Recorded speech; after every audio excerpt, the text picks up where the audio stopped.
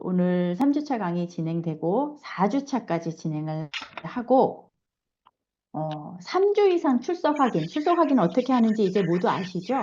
오늘 줌 링크 받으신 카카오 알림톡에 오른쪽에 보시면은 설문하기 출석 체크라고 있습니다. 꼭 그 설문을 끝까지 완료 제출해 주셔야지 출석이 완료되고요. 3주 이상 출석 확인되신 분들께는 요거는 두 분이 혹시 링크 받으셔서 같이 참여하셔도 조당 한 조로 인식이 돼서 조당 3장의 분석권, 3개의 분석권을, 마이 웰리스랩 분석권을 증정해 드릴 예정이니까, 출석 체크 꼭 해주시기 바라겠고요. 우리 리더님들, 오늘도, 최적의 건강 밸런스 전략, 면역 기능, 두뇌 건강, 수면 건강에 대해서 우리 하승민 대표님 모시고 강의 진행하도록 하겠습니다. 자, 저는 여기까지 안내 드리고요. 우리 하승민 대표님을 우리 무언의 박수로 모셔보도록 하겠습니다. 네, 안녕하세요. 하승민입니다. 잘 들리시죠? 네. 네, 일주일 동안 잘 지내셨죠? 네, 오늘은 네, 건강영양 아카데미 세 번째 시간입니다. 그래서 오늘은 또 핵심 주제가 두뇌, 면역, 이 부분이거든요. 그래서 아마 많은 분들이 특히 관심이 더 많으실 것 같아요. 네. 그래서 좀 또 기대에 부응하기 위해서 잘 준비했으니까요. 네. 오늘도 강의 들으시고 또 건강 관리 유지하시는데 그리고 또 비즈니스 하시는 데 도움이 되셨으면 좋겠습니다.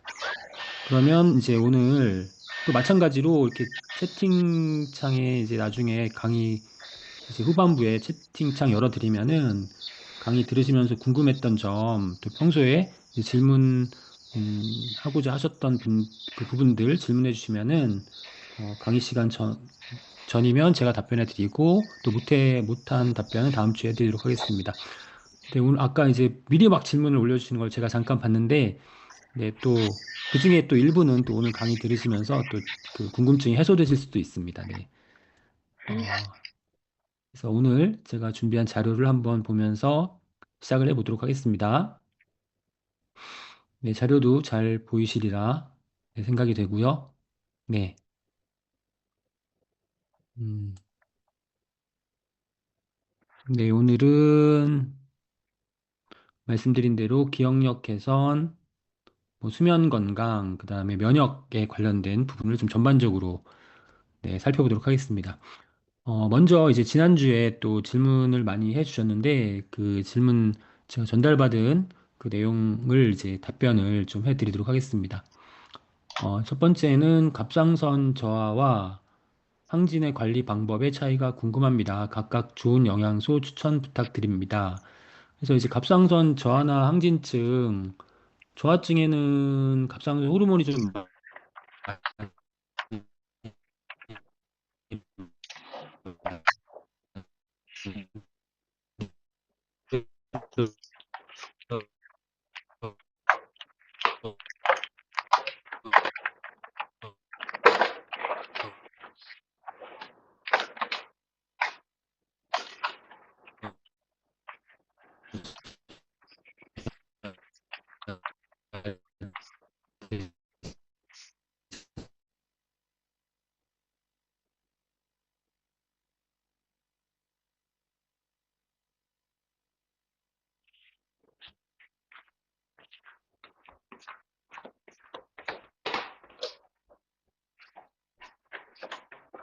섭취해 주시면 좋고요. 근데 좀 중요한 부분은 저하증이나 항진증은 공통적으로 80% 정도가 자가 면역에 의한 그런 질환이라고 보시면 돼요. 그러니까 갑상선 자가 면역제, 이상 항체 중에서 이제 우리 몸에 정상적인 항체가 아니라 이상 항체가 생겨가지고 이 이상 항체가 외부의 항원에 대항하는 게 아니라 우리 몸 자체를 공격하는 게 자가 면역 질환이잖아요.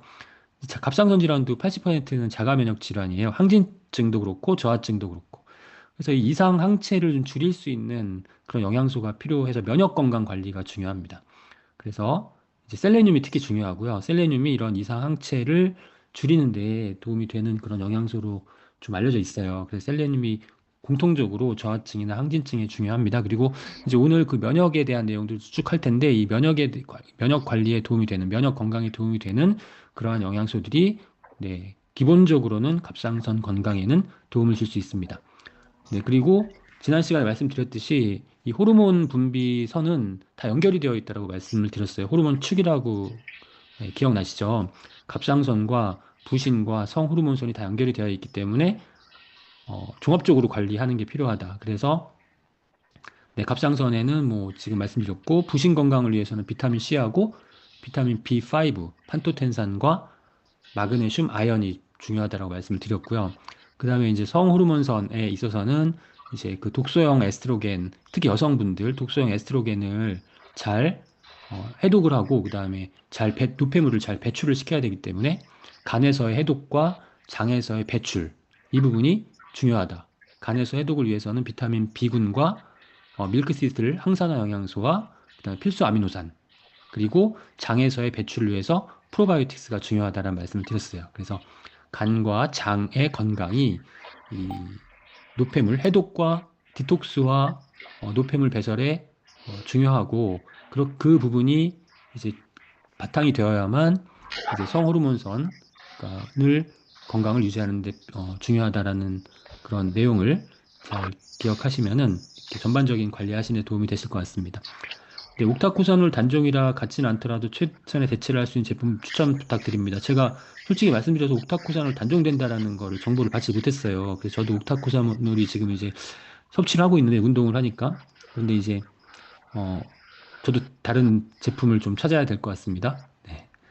그래서 일단 에너지 생성 그리고 에너지를 어떻게 잘 효율적으로 이용할 수 있는지 또 젖산 뭐 근육 피로 물질 이런 것들이 얼마나 줄일 수 있는지 이런 도움이 되는 그런 영양소 찾으시면 될 것 같습니다. 마그네슘은 이제 ATP 행성에서 ATP를 일시적으로 보관하는 데 중요한 역할을 한다고 말씀을 드렸잖아요. 그리고 근육을 이완시키고 그래서 경련과 피로를 감소시킬 수 있습니다.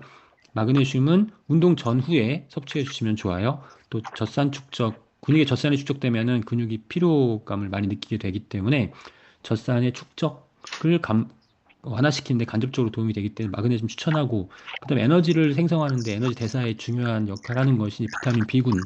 그다음에 코엔자임 큐텐도 역시 심장 건강, 네, 심장 건강에도 도움이 되고 심폐지구력과 좀 관련이 있겠죠. 그리고 에너지를 잘 생성하는 데 필요하고 또 코엔자임 큐텐 같은 경우에는 또 우리가 운동을 하고 나면 활성산소, 유해산소가 많이 생기잖아요. 그러니까 항산화 영양소로서 셀레늄, 비타민 C, E와 함께 같이 보충을 해주면 좋겠습니다. 그래서 마그네슘과 뭐 비타민 B군, 코엔자임 큐텐, 셀레늄, 비타민 C, 비타민 E와 같은 항산화 영양소를 네, 보충해 주시면 좋겠습니다. 그리고 식사량이 매우 적은데 이제 완경 이후에 급격하게 복부에만 지방이 쌓이신다고 합니다. 주 3회 운동을 하고 계신데요. 문제가 무엇일까요? 어떤 건기식으로 해결하면 좋을까요? 그러니까 완경 이후니까 에스트로겐이 감소하잖아요. 에스트로겐이 감소하면요, 지방이 이제 축적되는 위치가 복부로 이동해요. 복부에 많이 지방이 축적됩니다. 공통적인 현상이에요. 그래서 이제 그 지방이 축적되는 위치가 바뀐다는 것이고, 체중은 그대로인데 지방의 재배치, 그러니까 배만 나올 수가 있다라는 거죠. 그리고 이제 기초 대사량이 감소하고, 또 이제 플러스 근육도 감소하고, 그리고 기초 대사량이 이제 근육이 떨어지니까 더 떨어지겠죠. 그래서 그 전과 같은 양을 섭취해도 과잉의 에너지가 될 가능성이 높다. 그리고 이제 인슐린 저항성도 증가하게 되고요. 인슐린 저항성이 증가하면은 지방으로 저장되기가 쉽기 때문에 적게 드시는데도 살이 찌는 느낌이 들 수 있습니다. 그리고 이제 코티졸이 많이 분비가 되면은 복부 지방 저장이 촉진될 수 있습니다. 그러니까 우리가 완경 이후에는 스트레스 지수도 높아지거든요. 네, 그래서 복부 지방이 더 촉진될 수도 있다라는 것이죠. 그리고 이제 유산소 운동을 너무 과하게 하시거나 음식을 너무 적게 드시면요. 오히려 이 부분이 이제 악화될 수가 있는데 왜 그러냐면 이제 우리가 너무 적게 드시면은 우리 몸은 비상사태로 인식을 하거든요. 그래서 몸이 생존 모드로 전환이 되는 거예요. 지방을 가능하면 더 많이 저장하려고 하는 그런 상태가 됩니다. 그래서 우리가 이제 보통 다이어트 할 때 지방 연소 모드가 있고 지방 저장 모드가 있잖아요. 그래서 지방 저장 모드로 바뀌게 되면 다이어트가 힘들어지는 거예요. 그러니까 오히려 너무 적게 드시면은 우리 몸은 더 적게 쓰려고 한다. 음. 또 탄수화물을 너무 적게 만약에 드시게 되면 근육이 또 빠질 수가 있거든요. 탄수화물이 다 에너지로 사용된 다음에 지방을 분해하면 좋은데 지방도 분해하지만 근육도 분해해요. 그러니까 다이어트 하실 때 근손실이 일어난 이유가 이제 바로 거기에 있거든요. 탄수화물을 너무 지난 시간에 말씀드렸지만 너무 줄일 경우에 그리고 유산소 운동을 너무 과도하게 할 경우에 근육이 이제 감소가 되면서 기초 대사량이 떨어지는 그런 현상이 나타날 수 있습니다. 그래서 지금은 호르몬 변화가 있고 그다음에 대사가 많이 떨어져 있는 상태, 근육이 부족한 상태일 수가 있기 때문에 즉 단백질을 충분하게 보충하시고 수분을 드시면서 근육 운동을 좀 더 해주시고 근육량을 증가시켜 가시면서 이제 기초 대사량이 증가하는 그런 선순환을 좀 만들어 주셨으면 좋겠고, 그다음 비타민 미네랄 기본적으로 섭취하시면서 오메가3나 코엔자임 Q10을 같이 보충해 주셨으면 좋겠습니다. 네, 근육이 증가하지 않는 이유는 이거 지난 시간에 보여드렸던 건데요. 이 단백질 플러스 수분이 부족해도 근육이 증가하지 않는다. 그다음 탄수화물이 부족하거나 아니면 유산소 운동을 너무 과도하게 하시거나 아니면 수면이 부족할 경우에는 근육이 감소할 수 있습니다. 그리고 뭐 근육 운동을 많이 하신다고 하더라도 예를 들면 운동을 하루에 한두 시간 하시더라도 좌식 앉아서 생활하는 시간이나 휴식 시간이 굉장히 긴 경우가 있어요. 그러니까 만약에 제가 2시간 운동하는데 나머지 22시간을 앉아서 생활하거나 누워서 생활한다 그러면은 운동 그 2시간의 시간이 결코 긴 시간이 아니거든요. 네, 그렇기 때문에 이제 운동을 하고 안 하고를 떠나가지고 이제 어떻게 하루를 이제 활동적으로 보내느냐, 이런 부분들도 한번 잘 되돌아보시는 것이 필요할 것 같습니다. 신경이 예민해서 잠을 잘 못 자는 경우는 어떤 영양소가 좋을까요? 더블엑스를 섭취하시고 잠을 못 주무셨다고 하는데요.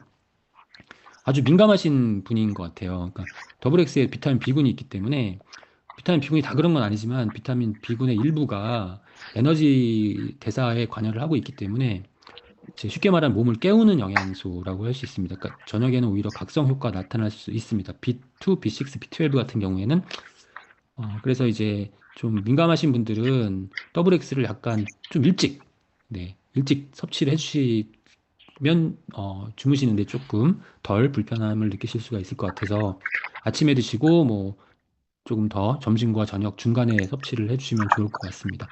근데 마그네슘이 가장 중요하고요. 신경 안정, 근육 이완, 또 긴장 완화에 도움이 되기 때문에 몸이 풀리면서 잠들기 쉬운 상태가 될 수 있습니다. 칼맥티를 추천하고요. 그다음에 이제 미강주정 추출물, 굿슬립 밸런스, 나이아신이나 판토텐산 같이 있잖아요. 나이아신, 판토텐산도 비타민 B군이지만 이 나이아신, 판토텐산은 세로토닌을 멜라토닌으로 전환시키는 그러한 역할을 합니다. 그러니까 이 밤에 세로토닌이 멜라토닌이 전환돼야 잠을 잘 수가 있잖아요. 멜라토닌이 이제 숙면을 도와주는 호르몬이기 때문에 그래서 이제 낮에는 필수 아미노산을 잘 섭취하시고 그다음에 햇볕을 좀 많이 쬐시고 활동을 하시면은 세로토닌이 잘 생성이 되고요.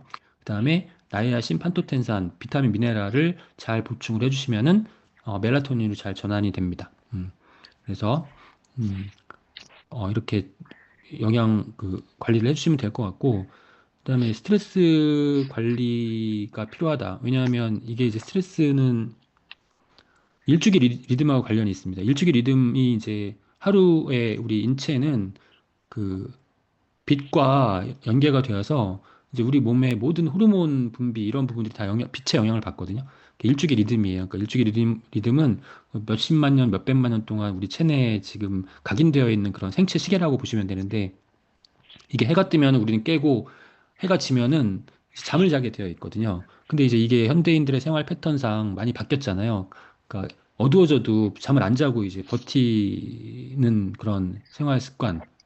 그리고 아침에 해가 떴는데도 안 일어나는 그런 생활 습관 때문에 이게 일주기 리듬이 깨지는 거예요. 그러니까 원래는 해가 뜨면은 코티졸이 많이 분비가 되고 각성 상태가 돼야 되고 밤에 해가 지면 멜라토닌이 분비가 되면서 이게 휴식 상태가 돼야 되는데 이게 잘 맞지가 않는다라는 거죠. 이게 일주기 리듬이라는 겁니다. 그러니까 스트레스는 코티솔과 관련이 있잖아요. 그러니까 스트레스를 많이 받으면 코티솔 분비가 과하게 되면서 밤에도 이 각성 상태가 잘 풀리지 않게 되는 거예요. 그러면 멜라토닌보다 코티솔이 높아지면 이제 수면을 음, 취할 수가 없게 되는 것이죠. 그 스트레스를 관리하시면 좋겠는데, 네, 뭐 스트레스 관리, 뭐 스트레스에 대한 내용들도 좀 다루면 좋겠는데 시간 관계상 네, 다음에 기회가 되면 한번 다뤄보도록 하겠습니다. 다리 근육 경련이 잦은 분들에게 바람직한 식생활과 영양소, 운동을 부탁드립니다. 다리 근육 경련이 잦다면은 일단 우리 체내 전해질 불균형 플러스 근육 피로 플러스 신경 과민일 수 있습니다. 마그네슘이 또 중요한 역할을 하고요. 근육 이완에 도움이 되기 때문에 그다음에 칼륨과 나트륨 불균형 때문에 이제 그런 증상들이 나타날 수 있기 때문에 칼륨이 포함되어 있는 그런 식품들을 좀 섭취하시면 좋겠죠.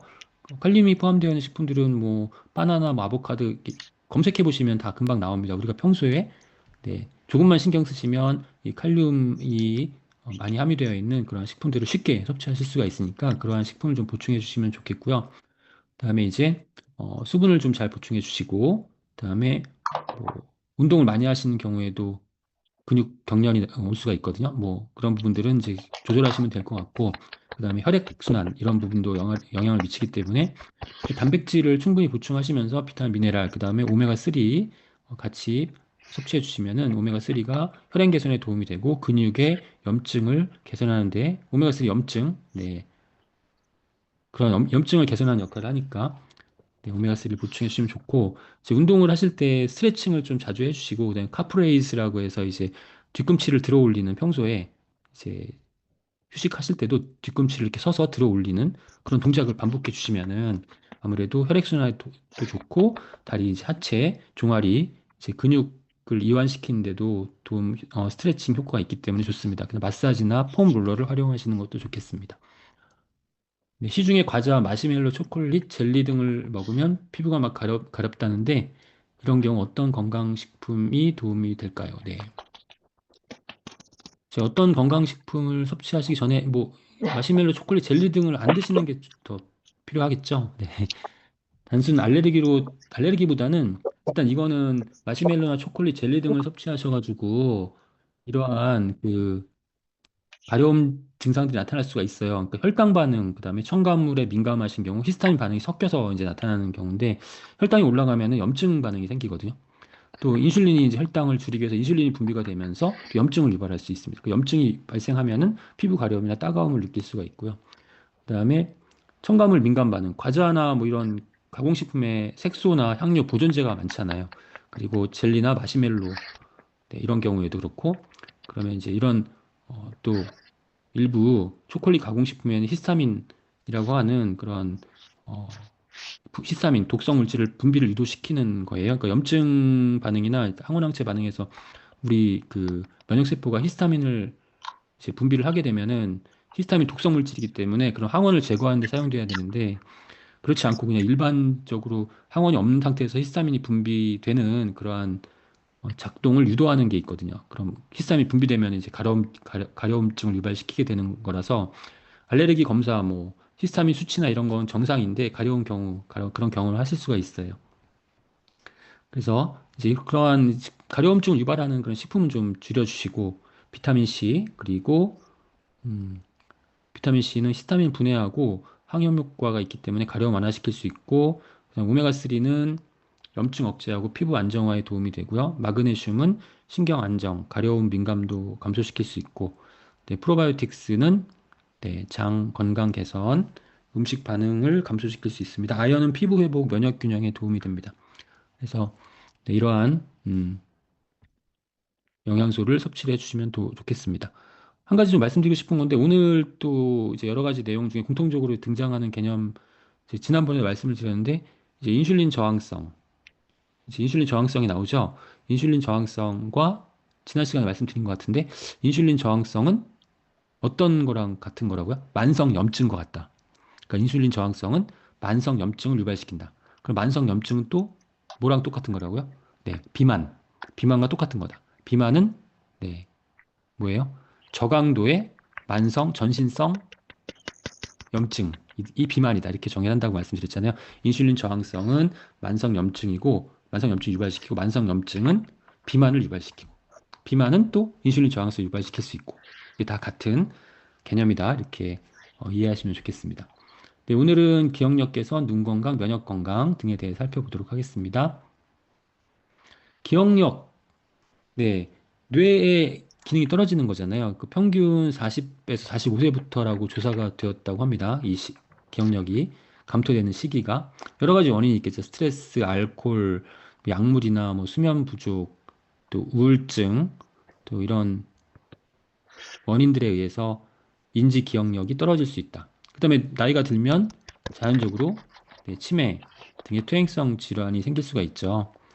그래서 지금 두뇌 인지 기능 개선에 도움이 되는 영양 성분은 EPA 및 DHA 함유 유지, 그다음에 은행잎 추출물 네, 이런 성분들이 두뇌 건강에 도움이 됩니다. 지금 그림에서 보시면 뇌세포막이 있고 뇌세포막 이를 기준으로 아래가 뇌세포 안이고 위가 뇌세포 밖인데 지금 아밀로이드 반이라고 하는 그 변성 단백질이 뇌세포 밖에서 지금 형성이 되고 있잖아요. 이게 이제 베타 아밀로이드예요. 베타 아밀로이드가 이제 변성이 돼가지고 그게 뭉치게 되는 거죠. 이 베타 아밀로이드 반인데 얘네들이 이제 뇌세포 밖에서 네, 뇌세포의 신경 전달을 방해하고 뇌세포의 기능을 떨어뜨리기 때문에 치매의 원인 물질로 지적이 되고 있습니다. 그리고 이제 뇌세포 밖에서는 베타 아밀로이드고 이제 뇌세포 안을 보면은 미세 소관이라고 뇌세포의 골격을 유지해주는 그러한 그리고 세포 내에 물질 이동에 관여하는 관이 있어요. 그 관을 구성하는 단백질 중에 하나가 타우 단백질인데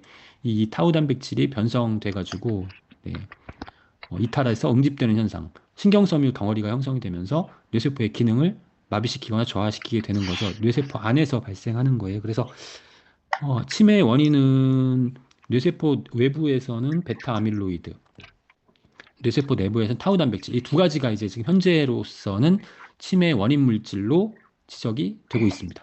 네. 그래서 이제 우리가 치매가 발생하기 전에 이제 경도 인지 장애가 먼저 나타나요. 경도 인지 장애. 말 그대로 이제 인지 장애가 약간 약한 상태. 그리고 그 다음에 치매로 이제 악화가 되는 건데, 이제 경도 인지 장애가 왔을 때, 건망증하고 이게 무슨 차이가 있지? 네, 그냥 쉽게 이렇게 구분하면 된다고 합니다. 건망증은 내 인지 기능이 저하됐다는 걸 내가 스스로 인식할 때는 건망증이고, 내가 인지 기능이 저하된 거를 다른 사람이 이제 알 때, 예. 그럴 때는 경도인지 장애다. 뭐 이렇게 구분하기도 한다고 하는데, 근데 정확한 거는 이제 검진을 통해서 이제 어느 정도 이렇게 그 치매 유발 물질이 축적되어 있는가를 기준으로 해서 이제 경도인지 장애를 정확하게 판단을 할 수 있겠죠. 그런데 이 경도인지 장애 치매가 이렇게 진행되기 전에 한참 전부터 그러니까 치매 발생 10년에서 20년 전부터 베타 아밀로이드 축적되고 있습니다. 그 다음에서 한 몇 년 후부터는 타우 단백질이 축적되기 시작하고 그 다음에 경도 인지 장애가 발생하고 치매가 발생하게 되는 것이죠. 그러면 이제 뇌 구조가 변화되고 수축하게 되고 인지 기능이 떨어지면서 나중에는 임상적 기능 저하, 실생활에 장애가 나타나게 되는 치매까지 가게 되는 건데 그러니까 쉽게 말하면 제가 만약에 어, 한 뭐 1년 후에 치매 진단을 받았어요. 그러면은 음, 그 치매 진단을 받기 한 20년 전쯤부터 그 치매 원인 물질이 내 뇌에 축적되고 있었다라는 거예요. 그러니까 지금 저의 뇌 속에 지금 치매 유발 물질이 축적되고 있을 수도 있다라는 겁니다. 네, 그렇기 때문에 우리가 지금부터 관리를 해야 된다. 치매 유발 물질이 내 뇌 속에 지금 축적되고 있을 수 있기 때문에 건강 관리를 해야 된다라는 것이죠. 네. 그럼 건강 관리를 해야 되는데 그러면 이제 어떻게 건강 관리 해야 되느냐 이게 핵심이잖아요. 오늘 이 주제의 핵심인데 그러니까 요즘 이제 여쭤보면 어느 강의를 할 때 어떤 질병이 가장 무섭고 어떤 질병이 가장 안 걸렸으면 좋겠다고 생각하시냐고 질문해 보면은 다 1등이 무조건 치매예요. 치매. 그다음에 뭐 암, 뭐 뇌졸중, 뇌출혈 이런 걸 말씀하시는데 치매를 이제 가장 어, 무섭다고 말씀하시고 나한테는 치매가 안 왔으면 좋겠다. 왜냐하면 나도 힘들지만 제가 치매 환자가 힘든 것보다는 그 주변 사람이 더 힘들다라는 거죠. 가족을 더 힘들게 하는 그런 질환이기 때문에. 그래서 이제 가장 무섭게 여기고 계신데, 그러면 치매를 예방하기 위해서 뭘 하고 계시냐 그러면 대답을 잘 못하세요. 네, 기도하신 분도 계시고, 근데 기도도 좋겠지만 고스톱 치신다는 분도 고스톱이 뭐 머리 두뇌 건강에 좋다라고 말씀하시는 분도 계신데, 뭐 그런 매스컴에 그런 게 나오기도 했는데, 그 고스톱을 치시면은 고스톱 잘 치는 치매 환자가 된다고 합니다. 그러니까 이제 뭐 전혀 고스톱이 치매 예방에 도움이 되진 않고요. 뭐 책을 읽는 게 도움이 될까요? 책 읽는 것도 뭐 도움이 될 수 있는, 책을 읽는 건 도움이 될 수 있는데, 책을 읽을 때 그냥 읽지 마시고요. 눈으로만 보지 마시고 낭독을 하셔야 돼요. 책을 보면서 소리를 내서 읽으면서 책을 보셔야 돼요. 그래야지 이게 뇌에서 좌뇌와 우뇌가 교류하면서 정보가 교환되면서 뇌 기능이, 네, 개선이 됩니다. 노래 부르시는 것도 굉장히 좋은데요. 노래를 우리는 현대인들은 이렇게 헤드폰, 이어폰 꽂고 듣기만 하잖아요. 네, 그거보다는 들으면서 따라 부르는 게 훨씬 더 두뇌 건강에 좋다. 네, 기억해 주시면 좋겠고요. 그런데 가장 좋은 치매 예방 방법은 운동입니다. 운동. 네, 운동. 몸을 써야 돼. 몸을 써야 되고, 또 하나, 최근에 치매를 줄이는 가장 핵심적인 관리 방법 중에 하나는 당을 멀리해라. 인슐린 저항성 또 연결되잖아요. 인슐린 저항성, 만성염증 다 연결이 되는 거예요. 비만 다 두뇌 건강에 나쁜 영향을 미치기 때문에 당을 멀리해야 된다. 혈당을 낮춰야 되고, 당뇨가 있으면 무조건 치매가 된다라고 봐야 되고, 또 하나는 최종 당화 산물. 네. 혈당만 문제가 되는 게 아니라 당분만 문제가 되는 게 아니라 당분에 의해서 2차적으로 발생하는 이 최종 당화 산물도 큰 문제가 된다.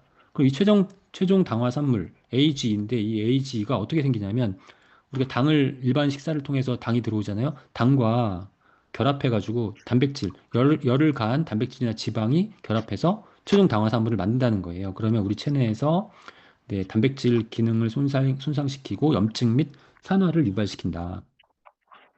그래서 뭐 두뇌 알츠하이머, 치매 이런 거 다 발생시키고, 심장병, 폐, 신장, 간장 뭐 다 모든 신체 질환을 유발시키는 게 최종 당화 산물이라는 거죠. 그러면 이 최종 당화 산물이 조금 전에 제가 열을 가한 지방과 단백질 플러스 당이라고 말씀드렸는데, 그럼 당도 줄여야 되지만 열을 가한 지방 단백질을 줄여야 되잖아요. 그 열을 가한 지방 단백질이 어디에 들어있냐 이거예요. 우리가 매일 먹는 패스트푸드나 인스턴트 식품이나 밤에 먹는 야식에 들어있단 말이죠. 치맥, 밤에 치킨, 맥주, 어, 우리가 거부할 수 없는 그런, 네, 매력을 가진 식품이죠. 근데 뭐 그런 경우에는 다 열을 가한 지방 단백질이 그러한 식품 안에 많이 들어있어요. 이런 걸 좀 줄여야 된다는 거예요. 그래서 이제 최종 당화산물 AGE가 우리 몸에 발생하면은 우리 세포로 침투를 해요. 세포를 침투해가지고 그 세포가 파괴가 되는데, 어느 세포를 주로 침투하냐면 심장 근육세포, 뇌신경세포, 간세포에 침투해가지고 심장 근육세포를 괴사, 뇌신경세포를 죽이고 간세포를 괴사시킨단 말이죠. 그러니까 이제 이런 세포들이 어, 괴사되고 조직이 기능이 떨어지게 되는 것이죠. 그 심혈관 질환, 두뇌 기능 떨어지고 간도 기능이 떨어지는 그러한 상태가 된다라는 것이죠. 그래서 최근에 치매 연구와 관련해서 당뇨가 중요한 원인으로 부상되고 있다라는 것입니다. 최종 당화상물이 증가하면서, 네, 당뇨 환자 중 20%가량이 알츠하이머성 치매로 발전하는 것으로 나타보고 있고요. 그다음에 당뇨가 제대로 치료되지 않으면 베타 아밀로이드가 발생하면서 치매가 생기기 때문에 치매를 제3형 당뇨로 부르기도 합니다. 지금 현재. 그리고 당뇨 비만 치료제 성분인 세마글루타이드를 치매 치매 치료제로 개발하기 위한 임상을 국내에서 진행 중이라는 겁니다. 그러니까 당뇨와 비만을 치료하면은 치매가 치료될 수 있다라는 거예요. 네. 당뇨와 비만이, 네, 치매에 영향을 미치게 된다라는 것이죠. 그래서 혈당을 잘 관리하는 게 중요하다. 그게 치매를 예방하는 그런 방안이 될 수 있다. 이 사과 그 혈당을 이제 우리가 깎아줄까? 평소에 올리는 그러한 그 습관들이 있습니다. 그 습관들을 좀 멀리 하시는 게 바로 필요하겠죠. 학교 가나? 이제 혈당이 낮은 상태에서 혈당 지수가 높은 음식을 야, 이 섭취하면 집 혈당이 일어나서 학교 급격히 가나? 상승하는 혈당 스파이크 현상이 나타나겠죠. 그렇기 때문에 혈당이 낮은 상태 언제냐면 공복 시, 그러니까 아침에 주무시고 나 아침에 일어났는데 아침 식사를 안 하시면은 되게 혈당이 낮은 상태잖아요. 그때 이제 좀 지나서 이제 식사를 하시게 되면은 혈당이 급격하게 갑자기 올라갈 수 있어요. 그래서 가능하면 혈당 관리가 필요하신 분들은 아침 식사를 하시는 거예요. 하시는데 아침 식사에는 단백질과 식이섬유가 많이 포함된 식사를 하시는 게 중요합니다. 식이섬유는 혈당의 네, 흡수를 막아주죠. 당분의 흡수를 막아주기 때문에 필요한 거고, 단백질을 섭취했을 때는 우리 돌려놓기, 체내에서 혈당 수치를 높이 올리지가 않아요. 왜냐하면 단백질이 인공 혈당이 적기도 청소하고 하고, 물걸레 청소해줘. 단백질을 섭취했을 때 그 당 대사에 영향을 미치기 때문에 지금 그림에서 왼쪽에서 보시면 단백질을 섭취하시면은 혈당이 식사 후에 혈당이 높아지지 않는다라는 걸 보여주고 있고, 그 다음에 고단백질 식사를 하시게 되면은 하루 그 혈당 변화의 폭이 굉장히 그 정상 범위 내에서 폭이 줄어든다. 그러니까 정상 범위에 항상 이 혈당이 음, 혈당의 변화가 그 정상 범위에 들어오게 된다라는 거죠. 근데 만약에 단백질이 부족하면은 혈당 범위의 변화의 폭이 굉장히 커지기 때문에 혈당이 아주 높아졌다가 또 네, 뚝 떨어지고. 그럼 뚝 떨어지면은 이제 그 탄수화물 갈망, 카브 크레이빙 현상이 생기기 때문에 다시 그러니까 당분이 많이 들어있는 식품을 찾게 되고, 그럼 다시 혈당이 높아지고, 이렇게 혈당의 변화 폭이 커지면 나중에 인슐린 저항성이 생기게 된다라는 겁니다. 그래서 혈당을 정상 범위 내에서 적은 진폭으로 유지하려면 단백질을 보충하시는 게 필요하다. 그 아침에 단백질과 섬유소가 포함된 식사 하시는 게 좋고요. 그다음에 혈당은 인슐린 없어도 근육이 많으면 혈당은 근육에서 자체적으로 분해될 수 있는 그런 우리 체내의 시스템을 가지고 있습니다. 인슐린이 분비되지 않아도 근육에서 혈당을 에너지로 분해시키는 그런 시스템이 존재하고 있어요. 그래서 이제 우리 몸의 근육을 잘 발달시키면 근육 운동을 하셔가지고 특히 이제 근육은 하체에 주로 집중이 되어 있잖아요.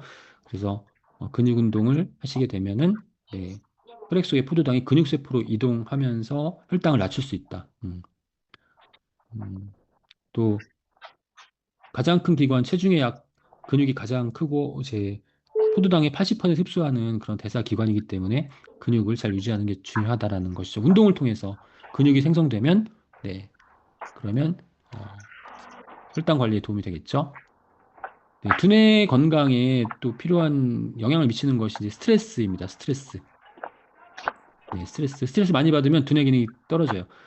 스트레스 호르몬 코티졸 수치가 높으면 사고 능력 테스트에 더 나쁜 결과가 나왔다는 그런 연구 결과가 있고요. 그다음에 어, 높은 코티졸 수치는 알츠하이머의 전구체로 알려진 뇌의 변화와 관련이 있다. 그래서 스트레스 네, 관리를 잘 하셔야 된다는 거고, 스트레스가 뇌 손상의 원인이고, 코티졸 과도한 증가가 알츠하이머 치매 위험을 높이고 해마를 수축시킨다. 또 체내 코티졸 수치가 높은 사람은 해마가 14% 감소했다라는 결과가 있고요. 코티졸은 그 우울증 예방 완화에 필요한 세로토닌 호르몬 생산을 방해합니다. 세로토닌 행복 호르몬이라고 부르잖아요. 행복 호르몬이 잘 만들어지지 않는다. 네, 그리고 시냅스, 뇌신경세포의 연결 부위인 시냅스가 손상되고 뇌에 부산물이 누적될 수 있다.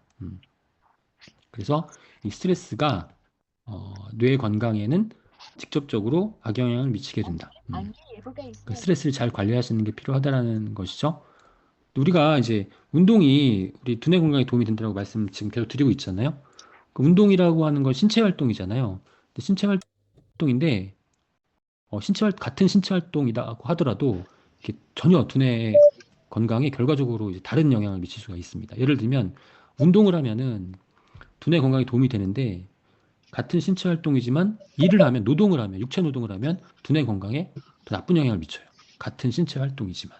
왜냐하면 네, 노동이라고 생각하는 순간 우리 몸이 일이라고 인식하는 순간 스트레스가 많이 발생하기 때문에 그렇습니다. 그러니까 어떤 마음가짐을 가지고 이제 운동을 하느냐에 따라서도 운동 효과가 달라질 수 있다라는 것입니다. 그래서 여러분들 그 운동하실 때 내 운동은 내가 이제 건강을 위해서 꼭 해야 되기 때문에 어쩔 수 없이 한다. 운동하다가 지겨워 죽겠네. 이거 언제 끝나지? 힘들어 죽겠다. 이렇게 생각하시면 안 돼요. 운동을 하실 때 항상 즐거운 마음으로 하셔야 돼요. 즐거운 마음. 안 그러면 내가 힘들어 죽겠네. 하기 싫어. 뭐 이런 생각 하시게 되면 이게 운동이 아니라 스트레스가 되기 때문에 노동이 되기 때문에 그런 거예요. 항상 운동을 하실 때에는 즐거운 마음으로 하셔야만 된다. 차라리 막 힘들어 죽겠다라고 생각하실 바에 운동 안 하시는 게 낫다라는 거예요. 네, 꼭 기억하시면 좋겠고요. 그다음에 우리가 이제 고강도 두뇌 활동을 하게 되면은 네, 이게 그 뇌에 노폐물이 쌓여요. 그러니까 우리 몸은 항상 그렇잖아요. 노폐물이 항상 쌓이고 두뇌 활동을 막 하면은 두뇌도 산소를 사용하기 때문에 유해산소가 많이 발생할 거 아니에요. 그러면 또 뇌세포도 산화를 시키고 그래서 이런 것들이 이제 우리 독성 물질이 뇌에 축적이 된단 말이죠. 그 뇌에 축적이 되는데 특히 이제 글루타메이트라고 하는 이게 이제 흥분성 신경 전달 물질이 많이 생성이 되고요. 독성을 유발시키기 때문에 뉴런이 뇌세포잖아요. 뇌세포를 괴사시키거나 또 신경 전달 물질을 파괴시키거나 이런 어, 결과가 나오기 때문에 정신 집중, 올바른 의사 결정이 어렵습니다. 뇌에 독성 물질이 쌓인다. 두뇌 활동이 많으면 그래서 이거를 해소를 해줘야 된다는 거죠. 그 해소를 해주려면